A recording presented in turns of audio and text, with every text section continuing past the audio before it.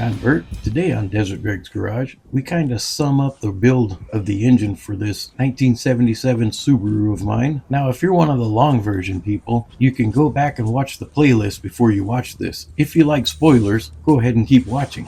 So we'll go ahead and pop the hood so I can show you the very underwhelming 1.6, also known as an EA71. It is also equipped with a very underwhelming Hitachi carburetor that I plan on getting rid of and installing a Weber 3236. Now, as you can see here, we've got a little bit of oil seepage, nothing that drips. I think all the dirt left on the undercarriage is catching that. Hey, do you mind? Keep it down up there. I'm trying to make a video. The telltale sign that this intake has been off before is that 1/2-inch bolt right there, and then we've got a stud and a nut back there, which these engines do not have. But I'm actually thinking of grabbing that idea and just studding the heads from now on, because they love to snap off. I just can't get over how easy this starter is to get to. It just makes me chuckle every time. And I've got an intake boot to replace. I did not notice that yet. And on the other side over here, there's a stud. There's actually two studs, and then we've got a bolt with a nut under it as a spacer. So that's definitely got to go. Now, back between that rag joint and the engine, there's a bolt, and that one's never fun, but that's the hardest bolt to get to while changing an engine on one of these, which isn't much of a complaint. So nonetheless, it should be a really quick swap. I've been procrastinating long enough, so now I need to get it done. Inside the car, we've got our rudimentary 70s Subaru cockpit. Of course, I got a new cluster, a new steering wheel. Well, all new to me, of course. And then we've got our fake wood grain, but it's pretty simple. And we've got our rusty doors. I'm going to have to end up fixing those at some point. Now I want to take a look under the car. Yeah. Gotta make the grunt noise. Now, under here, somebody has taken the liberty of welding this catalytic converter onto the heat shield wrapped around the exhaust pipe. Therefore, it's not actually welded to the exhaust. It's welded to the heat shield that wraps around it, and it cracked and fell, so I've booger welded it back together right there, because there should be an exhaust hanger there, but there isn't one. In fact, there was no exhaust hanger at all, except for the one all the way in the back on this straight pipe. So I wound up putting a piece of P-tape right there to hold the exhaust up until I drop the whole thing and redo it. I plan on going dual exhaust because these Subarus have two heads on them, and because I can, and because I think it'll look pretty sick. Now I'll take you to the front of the undercarriage. Gotta make the noise again. You can see the header pipes coming out of this are surrounded by a heat protector that keeps heat off of the CV boots and anything else that may get heat damaged. So as you can see, the casing around it was actually what the so-called muffler shop welded to when they put this in. And then we can see the seepage that's coming out of the front seal there, and it looks like some of it's coming from behind the oil pump. Who knows, but this engine's going to get torn down and gone through and rebuilt maybe if I have the time. Now, the steering rack was loose. I had like almost a quarter turn before it even did anything, and it was pretty scary in the turns. So I wound up having to take all this apart. As you can see, it's the cleanest spot underneath the vehicle. But the bushings that hold the steering rack in place behind the clamps there were just rotted away to nothing. It was so slick inside there from all the oil that I was getting no grip at all until it would bottom out on each side. So I ended up cutting up a polyurethane intake boot, and I was able to put that in place of the rubber grommets that came with the vehicle, which are unobtainium now. And it works fine. The steering is great now, especially after replacing both tie rod ends and both ball joints and both struts. These struts I got off eBay. They are for a Gen 1 Focus. I had to cut the ears off and weld the original Subaru ears onto them with the Subaru springs and top mount, and now I'm using first gen Impreza strut mounts, and it works out pretty good, and I wound up getting like a 1/2-inch drop on it. Hey, don't make me come up there, which I like. This here is the donor car for the engine. This wagon is also the reason the 77 two-door exists in my life. Now, I purchased this car for the sole reason of doing this. And after doing this, I was left with a 5-speed and a 1.6, which have remained in my backyard for years and years and years until I found the 77 two-door and I said, hey, I may have parts for that. That might be fun. And it was. Except for moving 1 inch thick of Bondo and taking the dent out properly, and then removing the 3 buckets of yellow paint that appear to have been applied by throwing said buckets. And I'll have to say, in my lifetime, I have seen some really bad paint jobs, and this has to be the worst I've ever seen. It was chalky, it was thick, I couldn't get it off. I wound up having to wet sand it all off with some 80 grit sandpaper. Anyway, in the previous videos, I pulled this engine from its slumber in the backyard and started to pull it apart to inspect the internals. Now, if the car runs good, why would I want to tear the engine out of it? I mean, if it ain't broke, don't fix it, right? Well, these engines are getting hard to find. Parts are getting hard to find. Thank goodness I can still find bearings. And I want to take the engine apart and just inspect everything, because if I just run it in the car and put 20, 30,000 miles and the engine blows up on me, by that time there may not even be parts available to even fix it. That's why I'm tearing the engine down. Plus, it's going to be fun. And it makes for a good video full of engine content that nerds like me love to watch. And so here we are with the short version of the engine teardown, where I split the block open to find out how bad the main bearings are. Then I inspect the camshaft and the lifters for wear, which turned out to be just fine. Then I inspected the cylinders, did a quick dingle ball hone, which is okay, being there are no pistons for this engine, so it is what it is. Now, I did a dingle ball hone instead of a stone hone because stone hone will take longer, it's more meticulous, you're going to remove more material, and you're going to probably need to buy new rings, which I don't want to spend more money than I have to on this engine. It's going to live in there temporarily while I inspect and or rebuild the other engine. But in my experience, this engine should live a long life once it's been gone through and shoved in the car. But we'll only verify that once we drop the engine in and put it through the paces. Now, the rod bearings I did not inspect the first time I tore the engine down years and years ago. As you can see, they're not horrible, but I really don't want to run them because they look like they've handled a little bit of heat due to lack of oil at some point. So I did manage to find new rod bearings and new main bearings, and then we polished the crankshaft. Then I inspected the heads, did a valve grind.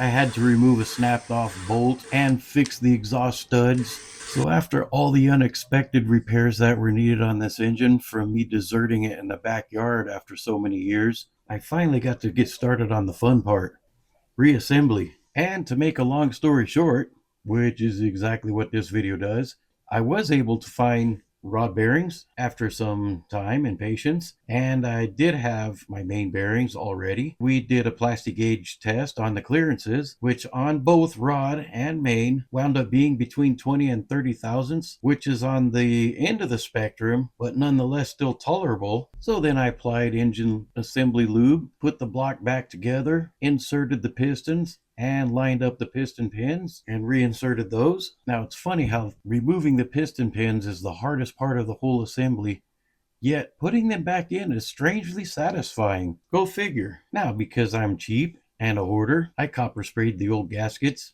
and I reused them, but the gaskets are pretty thick and they're pretty small. As long as I don't see any visible damage or heat damage, they work just fine. I've done it plenty of times, never have a problem with it. As long as they use the exact same gasket, they came off the exact same head for imprint matching. Now, all the engine torque specs I pulled from my garage Bible, which is called How to Keep Your Subaru Alive, from an author by the name of Larry Owens, who I hope is doing well and want to personally thank for this wonderful piece of literature. Of course, after assembly, I rotated the engine to make sure nothing was bound up. Everything seems to rotate just fine. I set the valve lash, so this engine is almost ready to put in the car. So as soon as my valve cover gaskets and oil pan gasket arrive. We got engine stuff today. Let's see what's in the box. With my rusty razor.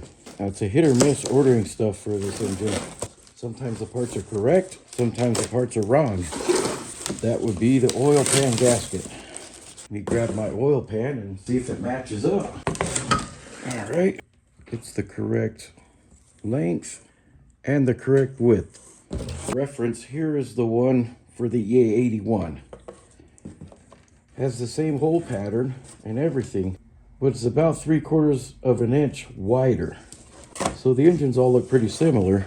As you see, this one in fact will not fit. Thankfully they still have some of these around. So now we get to put this on the engine.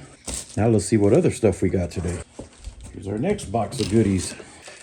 Rusty razor knife. I just love opening new parts. I don't know why, but it is. These are our valve cover gaskets. Well, first things first, let's grab the engine.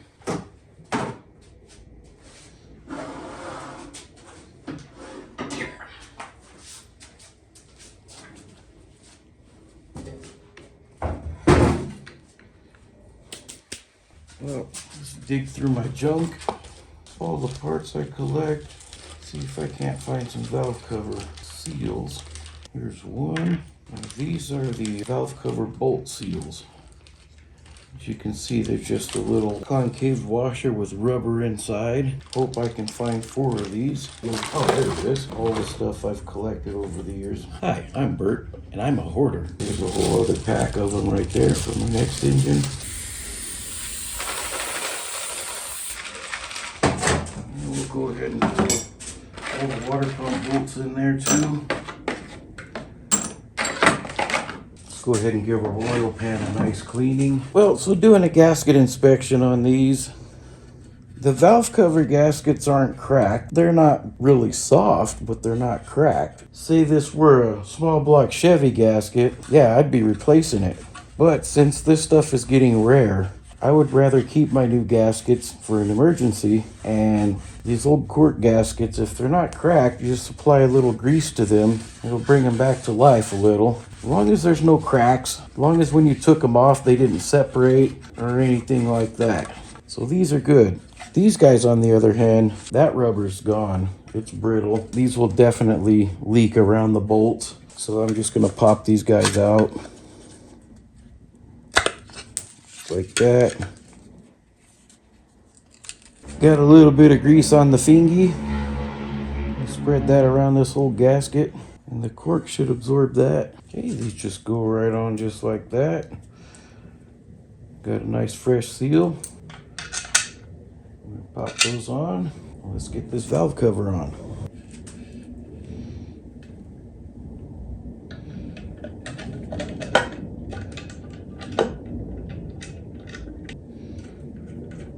Now, if this valve cover gasket does start to leak, I'll know pretty much immediately. And they're not hard to get off. They're 2 bolts, pretty simple. As long as you don't put any silicone between the head and the gasket to glue that on, it should be fine. I like to always use grease. That way, if I need to take it off, I don't ruin my gasket. 12mm socket. I'm gonna snug these down. I'm not gonna get crazy and over tighten them, just taut. Okay, once again, a little bit of grease on the fingy. Get all the way around this guy. Try to squeeze some life back into this gasket here. We're starting to look like an engine again. Nice and taut. No need to get crazy with it. I don't want a crazy amount, so I kind of clean it off as I go. But I don't want to squish that into the engine and then have pieces of silicone break off and go into the engine. Let's grab our gasket. Now we're going to do the same on the engine block. Very light coating. I just do it between the bolt while I'm applying. I'll go over it afterwards and smooth it all out. But I just don't want a big glob going into my bolt holes.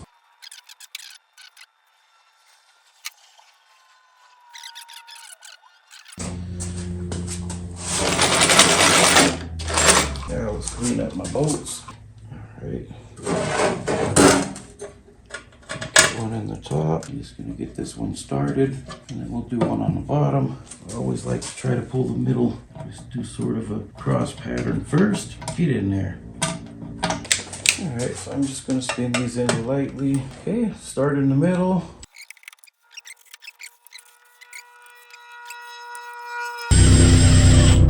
Now with oil pans, I like to spread them out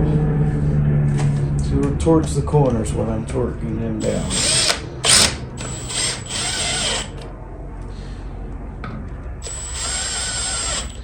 What you don't want is a buckle in the middle. If you tighten these corners down first, then you're going to have tightness here and a gap there, so forth. That's what you don't want. I just go in a cross pattern, make sure my middles are tight first, and then we do the corners.